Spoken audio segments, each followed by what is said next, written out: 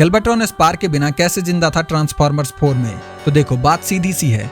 बेवर्स rule normally कहता है कि स्पार्क की लाइफ है, स्पार्क गई, कैरेक्टर गया। Without spark you are either a drone, a zombie या एक empty machine running on autopilot. Humans ने जब अपने मेटल ट्रांसफॉर्मर्स बनाए like a Springer, junk heap, वो सिर्फ प्रोग्राम्ड सेल्स थे, no real mind, no real consciousness.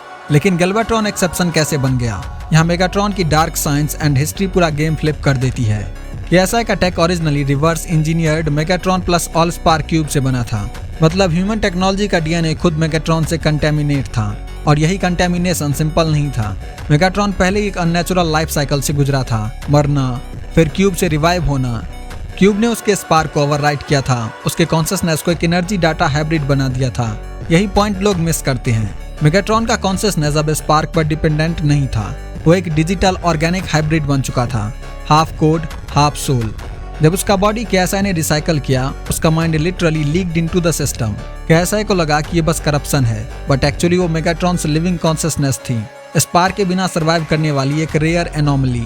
अब सवाल ये उठता है कि गैल्वेट्रॉन कैसे चालू हो गया जब बाकी सब सेल्स माइंडलेस थे?